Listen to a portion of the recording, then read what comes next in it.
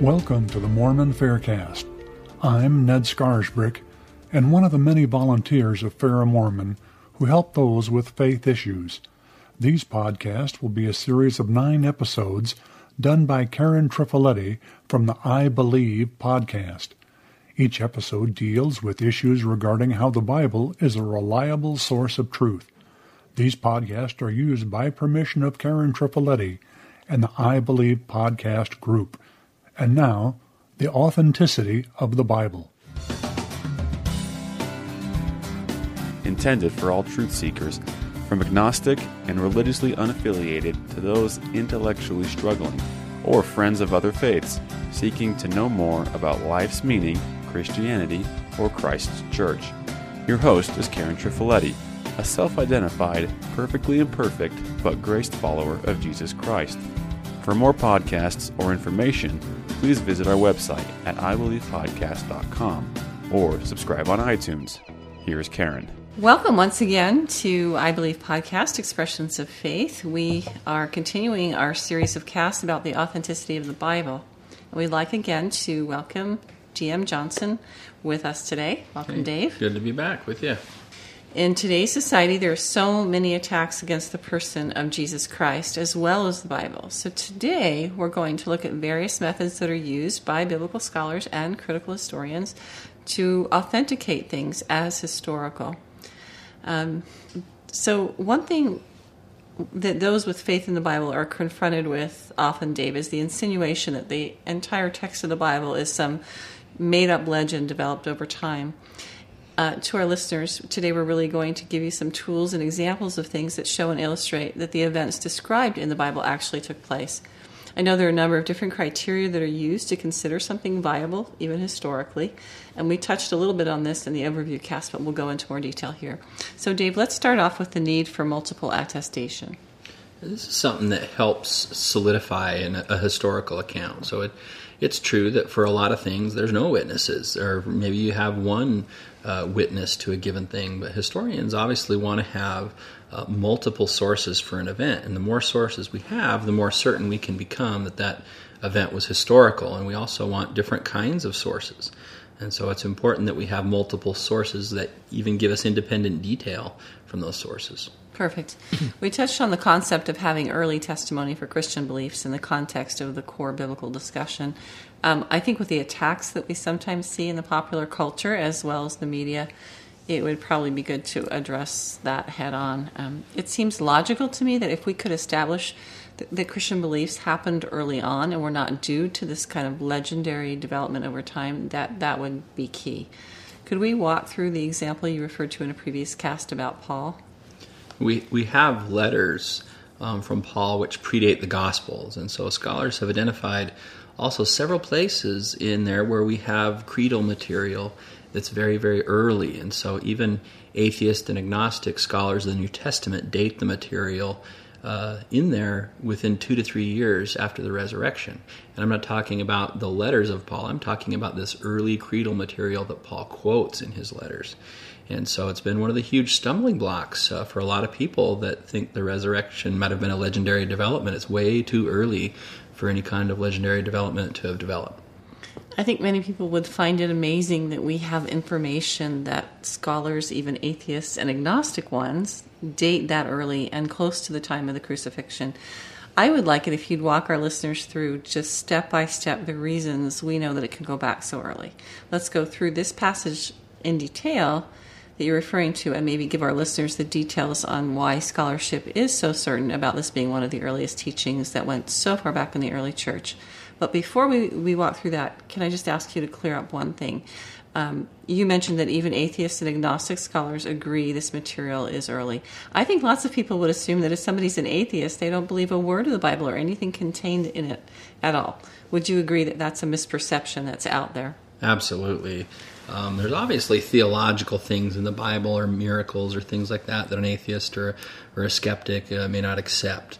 But there are certainly places in the Bible, in the New Testament, that are not disputed in terms of their authorship. So, for instance, we have 7 letters from Paul. We have Romans, 1st and 2nd Corinthians, Galatians, Philippians, 1 Thessalonians, and Philemon. So if we take just those 7 A lot of people are surprised that an atheist scholar will look at those and he will count different things in there as historical from there.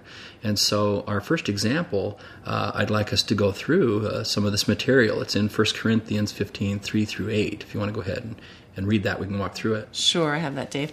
For what I received, I passed on to you as of first importance, that Christ died for our sins according to the Scriptures, that he was buried, that he was raised on the third day according to the Scriptures, and that he appeared to Cephas, and then to the 12.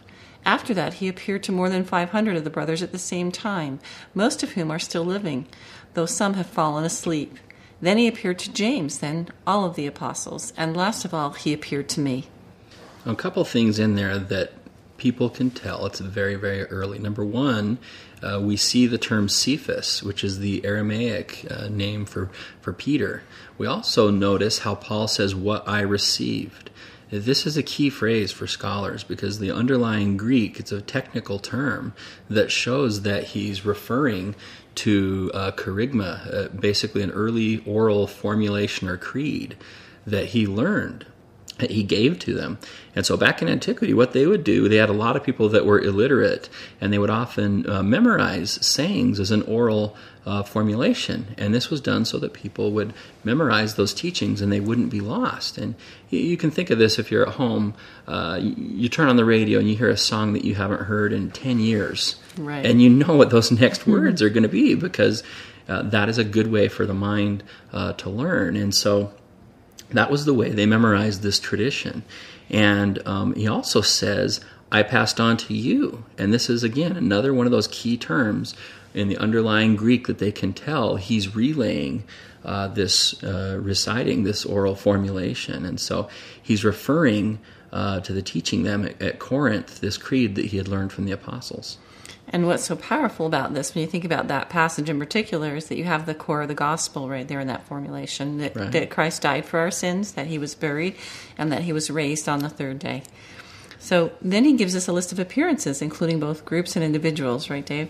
Right. I like when he talks about the 500 people who had seen Jesus. He says most of whom are still living. What he's really saying is you can go talk to them. Mm-hmm. He's basically kind of throwing down the gauntlet, saying, go ask them yourself. They're still alive. Perfect. So let's walk through the timeline, which illuminates for us the sequence of the apostles' words and then validates Paul's reality, really. Yeah. Most scholars think that Paul wrote this letter in around 55. And if you think about the passage, he said he passed on this material. So he's talking about when he was there with them. He told them these teachings, right? And so that means that we have him writing the letter in 55. Then there was a trip beforehand where he relayed this information to them. And then he talks about what I received. That means we can, go back 2 steps. So we have the letter in 55. Right. He was there. He gave it to him. That was earlier than that. And then when he learned it or he received it. And a lot of people think that this goes way back to when the Apostle Paul met with Peter for 15 days. In the first couple of chapters of Galatians, it talks about that. And so this puts us from 2 to 5 years after the crucifixion. So just to recap for everybody, he's writing the letter in 55, talking about when he was there and he told them this. So that means he told them something before then. And then before that, he learned this oral formulation. And so this means that it goes back 2 to 5 years when he learned it, and they had it in circulation before that. And then you have the beliefs that drove that formulation going pretty much right back to the cross itself. So it's really hard for scholars, and they will cede that point, the ones who are versed and trained in the New Testament, that this belief of the risen Christ was not an invention. In fact, it was in the very outset of the church. Makes it very difficult to dismiss Paul, like you said. And It's pretty amazing to think about, because we have a person who's realized to be a historical person, even by atheist scholars, as we mentioned. And in one of his letters, we can trace back with confidence where he actually gets his early material. And it just shows that the beliefs of Christianity, again, go right back from the start and were not thought up decades or centuries later alluding to what we said at the beginning of the cast. That's right. This is one of those examples of creedal material that are sometimes embedded in the New Testament, and scholars can recognize this. And so this shows we have early attestation that is contemporary with Jesus. And it also is an interesting point that Paul never would have written something to a church which he knew would be disproven. And so the fact that he refers to those other people still being alive is big in a historian's eyes. So this, again, is that principle of early witness. It shows that it was not legendary invention or extrapolation from there. Clear, thank you. I know that often historians will talk about disinterested testimony. Can you summarize that? And this is when somebody says something that's maybe off the cuff or just in passing. And so we all have bias. And so historians look at accounts from the vantage of, hey, who wrote this? And if you're somebody who's a huge supporter of Christianity, like, say, Justin Martyr or something like that, they know he's trying to defend the faith. And if they look at someone like Celsus or the Talmud, they know these people did not like Jesus. And so those are people on both sides. But what they really like is testimony as well, that's totally disinterested, that's just off the cuff. And sometimes you're reading the scriptures, something that you would never think twice about, you read right over it. To a historian is a huge clue. And one of these that's very interesting is in Galatians. Bart Ehrman, who wrote a book about did Jesus exist and basically showed evidence that he clearly did exist, one of the huge things that he talks about is in Galatians, where it says that Paul met Jesus' brother James. And most people might just read right by that and not think it was a big deal. But some of those subtle things, just off-the-cuff comments, are very big to a historian. Very revelatory, those details. When I think back to our cast, too, on extra-biblical evidence for Jesus, it seems like it falls into this category. I mean, when we talked about Tacitus, for example, he was just reporting matter-of-fact things about Jesus, right? So that's right. And some of the passages like Suetonius, you think about that, they're more powerful, that they're subtle. It would feel totally different if there was a devout Christian that was bending over backwards to try to convince you of something, or set out, or even on the other side trying to discredit something. And so disinterested testimony it kind of removes that fog of bias that we see. That's why historians like that, in addition to the other witnesses. Yeah, it makes perfect sense. I know in the earlier cast too, we had mentioned the criterion of dissimilarity. So for our audience, this is basically the notion that something's thought to be authentic if it goes or tends to go against the grain or the cultural tapestry of the time. Now, there are lots of things in this category that ring true about Jesus. He clearly presented himself as a challenge to the status quo, to say the least, right? And that's pretty well known. So things that are thought to be dissimilar from traditional Judaism at the time are thought to be authentic, even by secular scholars, when these criterion that Dave's talking about and that we're talking about are applied. Would you say, Dave? That's right. I mean, Jesus, if you think about how he presented himself, a lot of people debate different things, but everybody realizes that he clearly showed he was not like the other rabbis of the time. The other rabbis always were taught to teach in the name of so-and-so. In the name of so-and-so, I give you this teaching. And he would come along and, not in the name of so-and-so, but I tell you. And he would challenge the law and clarify the law, even overrule in some ways the law. And one of the things that we see where he was dissimilar to the time was with regard to some of the discussions around the Sabbath and some of the traditions that the Pharisees had put into place. And so if you think about it for a minute, and this, again, is, we bring up Bart Ehrman a lot because he's kind of a lightning rod for controversy, but he points out you would never invent a Messiah figure in that culture that would be hung up on a tree and crucified. The Jews thought the Messiah was going to be a conquering Messiah, not a sacrificial one. And so you couldn't get more dissimilar than that. It totally went against the understanding that most of the Jews had at that time. And again, it speaks to the authenticity of what was going on. Those are great examples. Let's talk for a minute about the principle of embarrassment. This really is something that again, might be unknown to some of our listeners as a historical point of evaluation.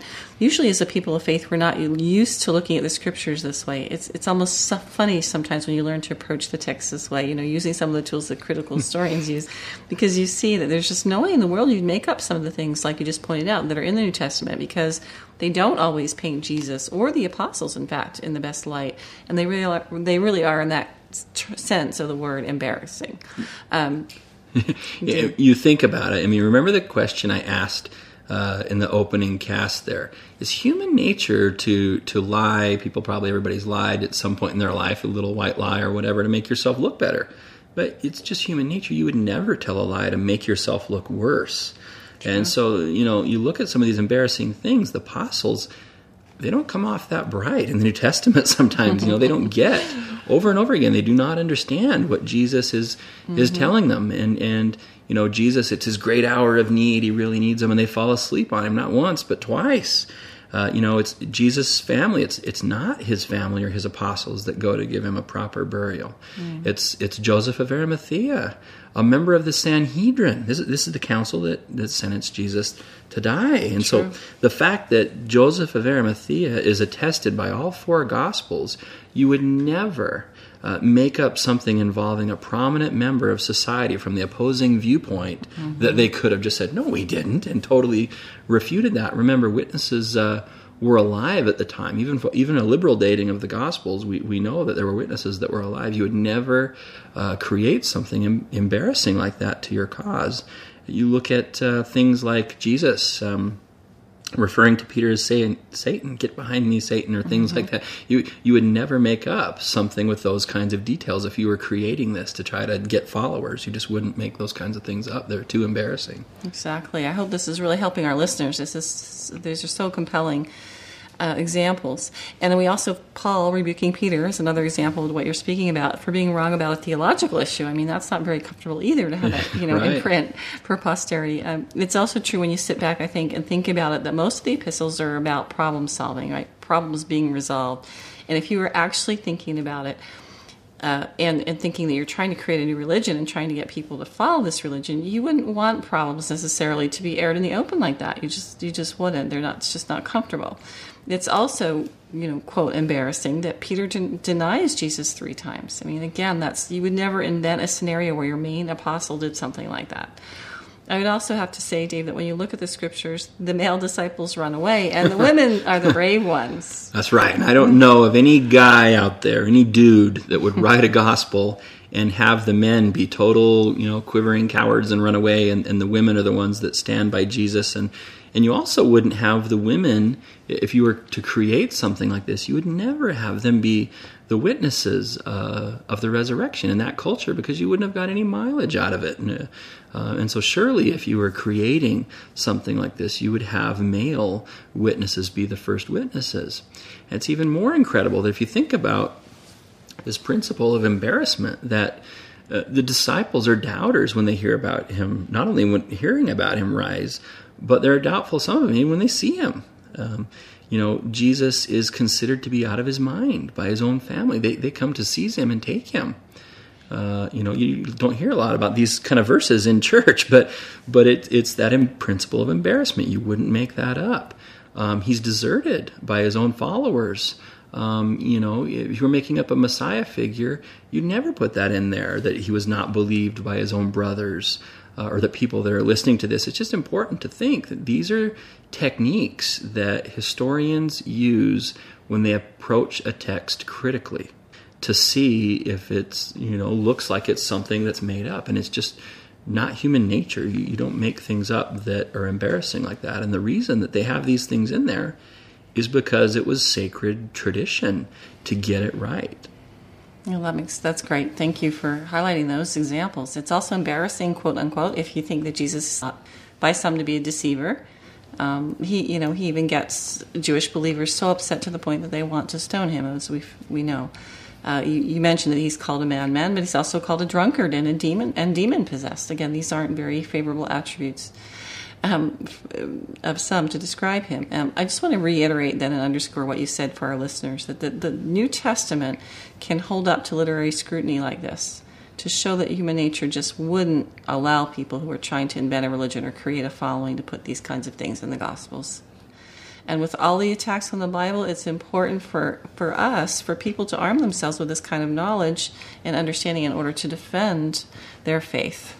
Yeah, and I think if you're out there thinking about some of these things, sometimes people can get intimidated or They get concerned or feel cornered, like they have to be able to answer every question that some doubter comes to them with. And if you read mythological accounts, and we'll go through some other accounts where it is clearly legend and mythology, so you can see the contrast, but you don't have your heroes portrayed like this, where you could maybe see them in a bad light.